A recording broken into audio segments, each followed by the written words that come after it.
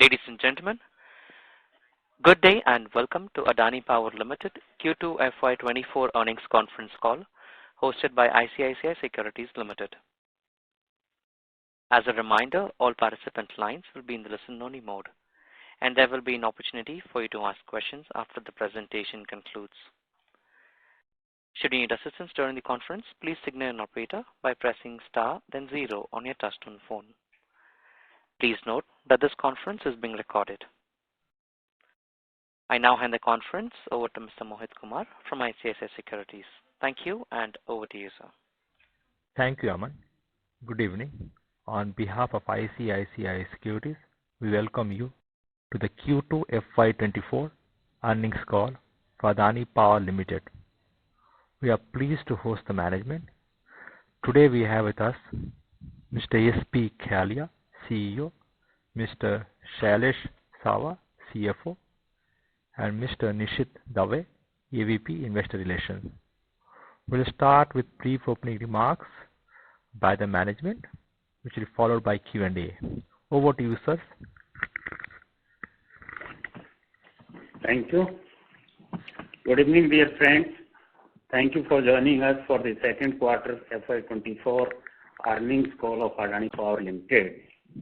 I am honored to address you on behalf of this dynamic and energetic company. I am pleased to report that in the second quarter of FY24, Adani Power has achieved exceptional financial performance with remarkable growth in volumes, revenues, and profits. This success is a testament to the hard work and dedication of our team and the unwavering support of our valued stakeholders. The Indian power market and the broader economy have been on a robust growth trajectory over the last 3 years, breaking away from an era of slowing growth. In the 6 months ended 30th September 2023, aggregate power demand of country grew by 7%, while peak demand has touched a record high of 240 gigawatt. Power demand is projected to grow at a similar rate over the next few years. These growth opportunities have created a conducive environment for the power sector, and Adani Power is poised to seize the opportunities that lie ahead. Most of our regulatory matters have found satisfactory resolution. The recently commissioned Goda Power Plant has achieved operational stability and high levels of availability. The Mahan Power Plant, which was acquired in financial year 2022, has also been turned around successfully. Adani Power now is a financially strong organization with excellent revenue visibility, margin stability, and low leverage. As we look to the future, the power sector in India presents a landscape of immense potential. While there is a strong focus on renewable energy, it is crucial to acknowledge that thermal power generation remains an integral part of India's energy mix. It serves as the cornerstone for supplying base load power and bridging the gap during periods of low renewable energy generation. Adani Power is committed to leveraging our strength and capabilities to contribute significantly to India's energy security and sustainable growth. We will continue to invest in cutting-edge technologies and explore avenues for cleaner and more efficient coal-based power generation. The company has also continued to maintain its leadership in matters related to ESG and achieved higher scores than its global peer group average in a number of evaluations. As a responsible corporate citizen, we will continue to work on our ESG initiatives, supporting social projects and community initiatives in harmony with the United Nations Sustainable Development Goals and support the local communities where we operate, with a focus on positively impacting lives and improving livelihoods. In conclusion, I am confident in the bright future that lies ahead for Adani Power. Our unwavering commitment to excellence, combined with the robust fundamentals of the Indian power market, positions us well for continued success. I look forward to working closely with all stakeholders as we embark on this exciting journey together. Thank you for your interest in Adani Power, and I now invite Mr. Shailesh Sawa, CFO of my company, to take you through the financial highlights for the recently concluded quarter. Thank you. Thank you, Chairman, sir. Good evening, friends. Let me begin by saying that Adani Power has now cemented its position as a highly competitive and reliable power generator. I am pleased to share some key developments that have contributed to our financial transformation. The successful resolution of our regulatory issues has brought much needed clarity and stability to our operational landscape. It has also redefined our path forward and created a foundation upon which we can build a financial resilient future. Further, we have judiciously utilized the cash accruals to reduce the debt on our balance sheet. This strategic move, in addition to our improved operational profitability, has enabled us to emerge as a financially stronger company. We have maintained high level of plant availability under our contractual commitments, which has enabled us to fully recover fixed capacity charges under PPAs. Also, capitalizing on our competitive strengths, we have been able to utilize our untied capacities gainfully in the merchant and short-term markets, which has further helped us improve our profitability. We have a clear vision of ensuring that Adani Power remains a financially strong power producer, delivering value to our stakeholders. I hope you have downloaded and gone through our earnings presentation, which has been uploaded on our website. I will now cover the performance updates for the quarter and half year ended 30 September 2023. I will start with operating performance. We have maintained high availability of our power plants consistently by following reliability-centered maintenance utilizing cutting-edge technology. During Q2 FY24, APL achieved consolidated PLF of 58.3% and power sales volume of 18.1 billion units, which was substantially higher than the performance during the corresponding quarter of FY23. This also includes the performance of the 1600 megawatt Goda power plant commissioned in the first quarter of the financial year. During the quarter, PLF and dispatches improved due to higher power offtake in Mundra, Udupi, Raipur, and Maha plants, apart from the incremental contribution of Goda, which has ramped up its operations successfully in a short time after commissioning. Coming to financial performance, during the second quarter of FY24, APL registered a strong all-round growth on the basis of higher operational levels. Here, I am comparing the recurring revenue of Q2 FY24 with the reported revenue for Q2 FY23 to highlight the fact that we have achieved stable revenue and profitability growth even without considering one-time income in the recently concluded quarter. We posted a strong 44% growth in consolidated recurring revenue before considering one-time income as compared to reported revenues of Q2 FY23. Recurring revenue for Q2 FY23 was rupees 12,155 crores. This revenue growth was on account of high availability of our fleet, inclusion of Goda plant, higher dispatches under contracts due to growing power demand and also merchant sales. In comparison, a reduction in imported fuel prices resulted in fuel costs increasing at a lower rate, that is 29% for Q2 FY24, while other operating expenses increased by 27%, largely due to inclusion of Goda power plant and higher PLF. As a result, recurring EBITDA for Q2 FY24 grew by 85% to rupees 4,336 crores before considering one-time income over the reported EBITDA for Q2 FY23. This demonstrates the inherent profitability and cash flow generation ability of the company. Depreciation charge has increased over Q2 FY23 due to the commissioning of the Goda power plant. On the other hand, finance costs has been under high degree of control due to our efforts at deleveraging through prudent utilization of our surplus cash flow. Consequently, recurring profit before tax, before considering one-time income, grew by more than 2.5 times to rupees 2,443 crores as compared to Q2 FY23. After inclusion of one-time income on account of prior period revenue recognition of rupees 2,781 crores in the form of regulatory claims for domestic coal shortfall, carrying cost, and late payment surcharge, profit before tax for Q2 FY24 was recorded at rupees 5,224 crore. Profit after tax for Q2 FY24 was 6,594 crore and included recognition of 1,371 crore of deferred tax assets during the quarter. Coming to our balance sheet and cash flows, recoveries of past dues have also added to the net worth of the company. At the same time, we became a debt-light company due to prepayment of a part of our debt. The liquidity situation has also improved as a result of better fuel cost recovery and timely payment from discoms, which has resulted in a major improvement in the balance sheet health.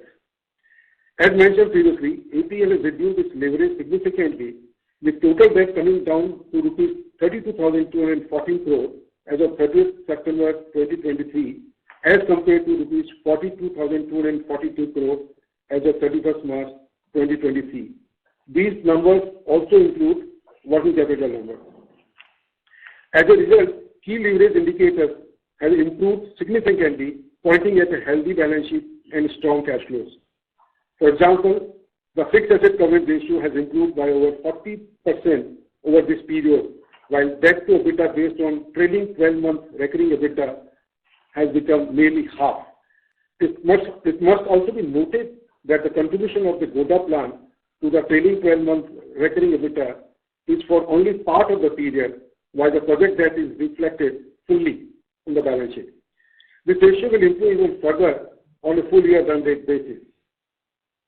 Coming to ESG, our guiding principles are based on the UN Global Compact and Sustainable Development Goals. We follow the Global Reporting Initiative to report our performance on ESG parameters. The focus areas of our activities follow the UN Sustainable Development Goals framework, and we obtain external assurance for ensuring the robustness of our reporting. On the emissions front, while APL operates well below the statutory ceiling, we have also taken proactive steps to control emissions at the combustion level itself. We are utilizing ultra-supercritical equipment exclusively for our new power plants. Further, as a part of our efforts to conserve critical resources, we are focusing on reducing the consumption of fresh water at our hinterland plants and to maintain it below statutory ceilings. On an aggregate basis, APL has been able to stay consistently below the ceiling of 3.5 cubic meters per megawatt hour and operate the plants at an average of 2.3 cubic meters per megawatt hour of specific water consumption. At APL, we focus on three related areas from the UN SDG basket. These areas fall under health, education, and sustainable livelihood. Both our internal and external activities falling under areas of human resource development and occupational safety and CSR activities cover these areas. As a part of our CSR, we have community development programs such as good health and well-being, quality education, and decent work and economic growth running at various rural locations. Further, as a part of SDG framework adopted for our business operations, we also have high-quality training under Adani Power Training and Research Institute and an intensive health and safety initiative under Project Chetna. As a result of our all-round efforts in adhering to high ESG standards, APL has received encouraging scores in various ESG rankings that are at the top of the national PSA and better than the international score sectoral average. For example, APL has received the B score for fulfilling climate change and water security commitments from the Carbon Disclosure Project. We have achieved a score of 54 out of 100 in corporate sustainability assessment by S&P Global, which is better than World Electric Utility average score of 33 out of 100. Similarly, score 3.5 out of 5 in FTSE ESG rating, which is better than World Utility average score of 2.7 out of 5. Further, we aim to achieve single-use plastic-free certification at all of our 9 operating locations, up from the 7 certified so far. In conclusion, I would like to emphasize that APL now enjoys a high degree of revenue visibility through long-term capacity tie-ups and fuel security through domestic coal tie-ups and locational advantages. APL has now entered the era of regulatory maturity with all of the major regulatory issues pertaining to domestic coal shortfall having been settled satisfactorily. Adani Power is now poised to take off successfully for the long haul as India's power demand grows strongly in line with its economy. We have also demonstrated our capabilities repeatedly in efficient project execution and turnaround of acquisitions. In a nutshell, EPL is a financially strong and resilient entity with ample growth headroom and enjoys valuable backing of the large and diversified Adani portfolio. Thank you for your patience, and I would now like to open the forum to your questions. Thank you so much. Thank you very much. We will now begin the question and answer session. Anyone who wishes to ask a question may press star and 1 on their touchtone telephone. If you wish to remove yourself from the question queue, you may press star and 2. Participants are requested to use handsets while asking a question. Ladies and gentlemen, we will wait for a moment while the question queue assembles.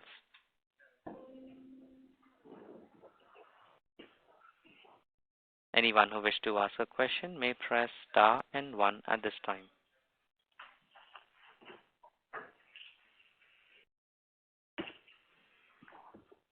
The first question is from the line of Nikhil Abhyankar from ICICI Securities. Please go ahead. Is it possible for you to give the availability of Bangladesh plant, also the revenues, EBIT and PAT for H1? Yes. Bangladesh achieved a PLF of about 69%, and in terms of the revenue for H1, I'll give you the numbers. Total revenue of 3,500 crores, fuel expenses 2,500 crores, EBITDA being 892 crores, and PAT after providing for depreciation and finance charge is of 100 crores. And yes, let me complete. The availability is 99%. 99%, okay. Yes. And so where do you procure the coal for this? This largely, we have a FSA, and we've been procuring from the open market as well, which is largely imported, and to some extent we also use the domestic coal. Domestic coal, okay. And so currently, as of September, we have got trade receivables of around 105 billion. So is there any disputed amount part of this where we are waiting final judgment? No, largely all our issues have been resolved. What you see in the balance sheet, that is basically recognized on September 30th, but subsequently the money was realized. So there is no any large outstanding towards the old regulatory claims. Okay. And so how much was the unsecured perpetual debt paid off during the quarter? And also, how much was outstanding at the start, say March 23, and how much was paid, and how much is remaining as on date? Yeah. The perpetual debt at the beginning of the financial year, as we speak, so say April 2023, was about 13,000 crores, and on September 30th, it is 9,000 crores. I'm giving you the rounded off numbers. Okay. And so, how are we placed on the orders for Mahan 2? Have we placed all the orders, or is something remaining? Mahan 2 expansion you're talking about? Yeah, Mahan 2. The last package has been, now order has been placed with BHEL.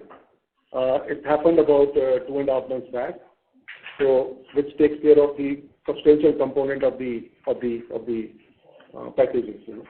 And balance as we move forward, it will be taken care of. Nishit here, just a small thing to add. So actually in this project we are going with a package, split package contracting philosophy. So there is a large number of packages to be awarded. You know? So there is the main EPC, or you can say rather the BPG package which has been awarded to BHEL. And then there are a number of other balance of plant and other contractual packages to be awarded over a period. As Nishit rightly pointed out, that it is not an EPC contract-based philosophy. We are going on split package-based philosophy. There are approximately about 50 packages that have to be contracted. BTG being the biggest one has already been placed with DHL, and team is in the process of placing the orders of contracting for the rest of the packages. Okay. And so, do we have any other plans, or do we have any plans to add more thermal capacity going forward? I think in public domain we have already given the plans of about 6,000 megawatts total over and above what we have today, let us say 15,000 megawatts. Right. I'm talking about roundabout numbers. So that is already planned and under active consideration to develop. And these are expansion projects, as you know, that we have many locations, and most of them have the adequate infrastructure to go for expansion. So we are evaluating it, as Mr. Kiade mentioned, and we'll move forward once the plans are formalized. Okay. And so just a final question, what is the total capex expected for Mahan 2? Mahan 2 capacity is about, I'll give you the numbers, 12,500 crores. 12,500. Okay. Yeah. Thank you. I'll get back in the queue. Thank you. Anyone who wishes to ask a question at this time, they may please press star and 1.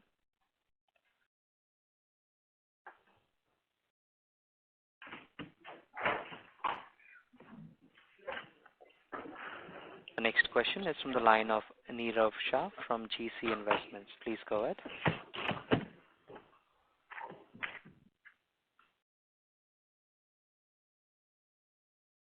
Nirav Shah, your line is unmuted. Hello, sir. Yes. Am I audible? Yes, you're audible now. Please go ahead. Yeah. Good evening, sir, and congratulations on fantastic numbers. So, a few questions. Firstly, we have a sizable open capacity. At the same time, our balance sheet has now strengthened a lot. So, what is the strategy over here in terms of will we keep it at this way, or will we look to tie up part of it, or just if you can elaborate on the strategy going forward? Yeah, we have a capacity right now about close to about 3,000 megawatts, which is open capacity, and we keep deploying either the power generated goes to either to the merchant market, or we keep entering into short-term contracts, and then we keep renewing it as and when the tender comes. So it is two-pronged strategy. Either, as you know, that the merchant market has been quite good in last 1 year and so which has really has largely contributed in achieving a good amount of EBITDA what we have presented to you. And we'll keep looking at the possibilities. If short-term, medium-term contracts are coming, we do apply, and we'll like to gain our open capacity accordingly. But it is something which we are not very concerned about, because last 2 years' experience has been very good in terms of deployment of our open capacity. Got it. Makes sense. And sir, just with the current net worth and net debt position, I mean, what is the strategy to improve our ratings and at the same time to explore the dollar funding market? Yeah, as you know, the post-merger, the rating of the company has already improved. We have been rated by CRISIL and India Ratings both. While India Ratings has given us A with positive outlooks, and CRISIL has given A stable. And now post-merger and with a lot of positive developments that have taken place, we do intend to approach the rating agency again for review, and hopefully in a few months from now we can see. Of course, subjectively it will depend on their evaluation. But we are quite hopeful that the credit profile of the company has improved significantly. We have a very strong case for rating improvement. Got it. And sir, as far as the international market is concerned, at this point of time, we are not pursuing it. Got it. And sir, on the tax rate, I mean, we have had a good amount of profits coming in the last few quarters. So what is the position on the carry forward losses, or by when will we expect to start paying coming under the normal tax bracket? No. Now, I tell you that we have about carry forward losses of as we speak on September 30th, about 25,000 crore, 25,000 crore. And that will give us enough shield for about next year and a half. And then let's see how it goes, and hopefully we may come in the tax bracket. Got it. And last question is on our inorganic opportunities. I mean, in the media it's coming about for the 2 plants, but overall, what is the strategy over here? See, I must tell you that today our fleet of 8 operating plants now, 4 of them have been acquired by us. And if you look at our track record, we have a strong track record of turning around these stressed assets. So we do value the opportunities as and when they come in the market or come to our light. And depending upon the cost benefit analysis, the cost at which it is available, the terms, we evaluate it and take a call whether we have to go for it or not. Got it, sir. Got it. Great. Thank you, sir, and wish you all the best. Thanks. Thank you. Thank you.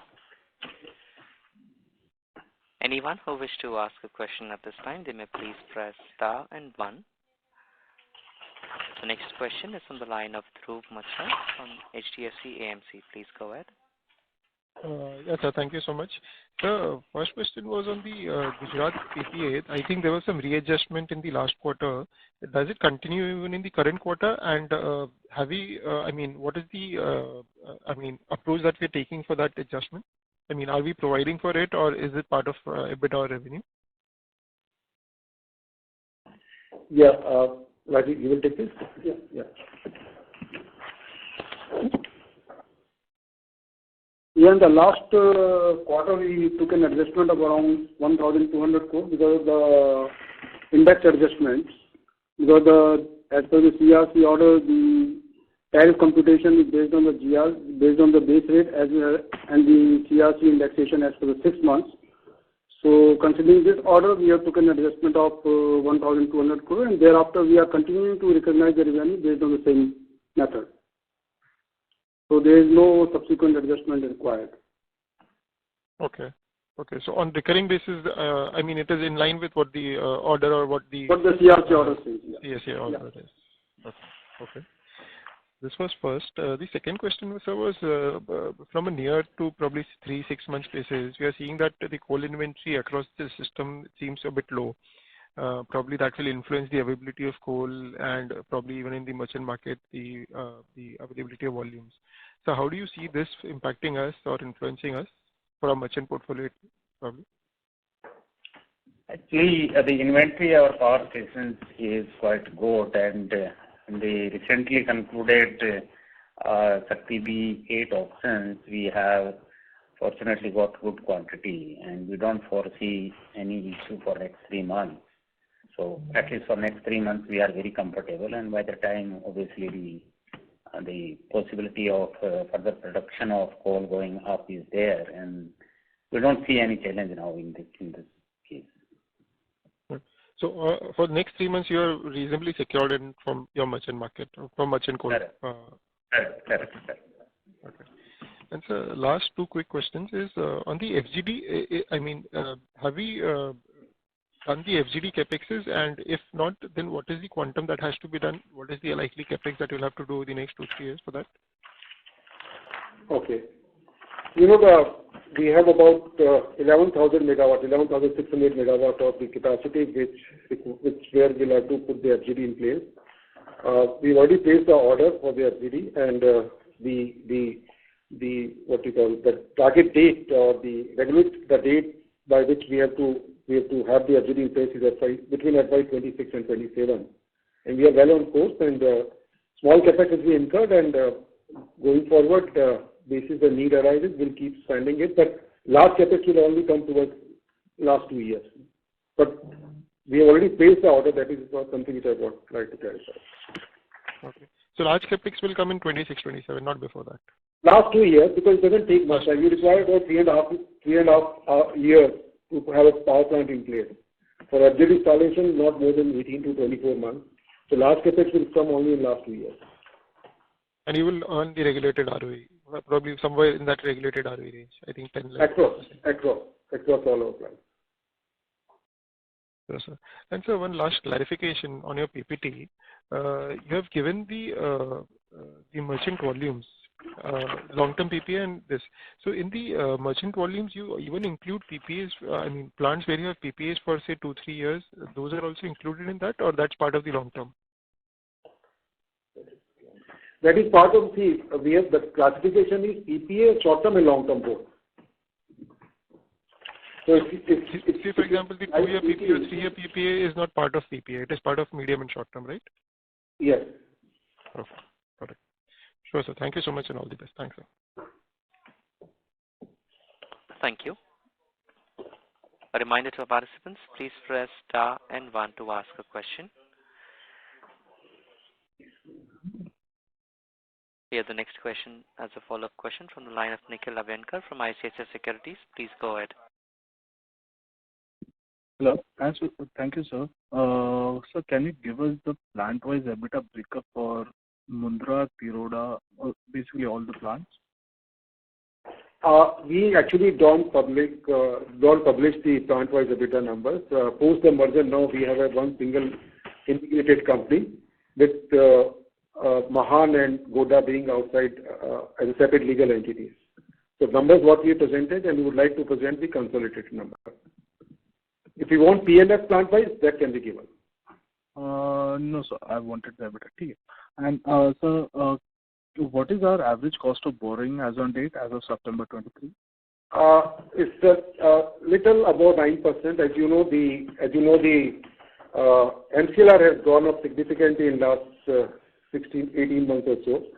So about cost of borrowing also because it's MCLR linked borrowing, and current MCLR is about 8.45, and lenders do charge some margin on that.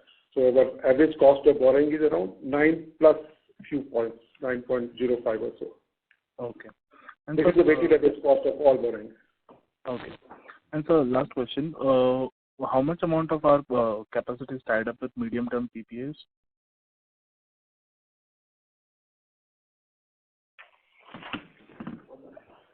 Through medium term, we have 500 megawatt tied up, and rest is merchant. Rest is merchant. Yeah, we are talking about the total capacity, which is around 3,000 megawatt under open capacity. Out of that 3,500 is tied up through medium term. So effectively, 2,500 is completely merchant. Okay, sir. Thank you. Thank you. Any participants who wish to ask a question at this time, they may please press star and 1.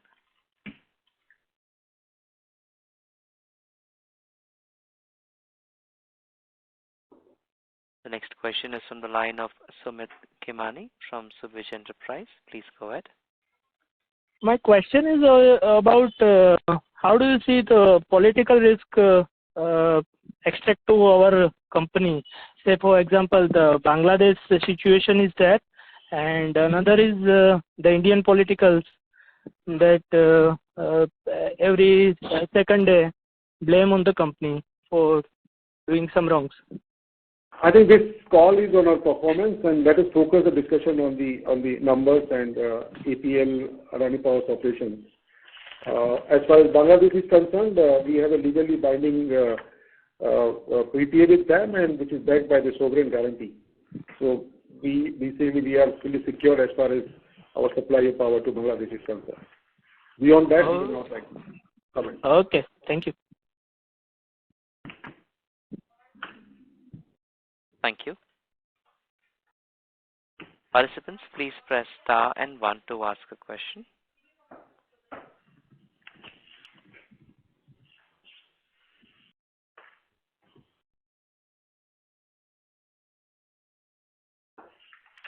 A reminder to our participants, please press star and 1 to ask a question.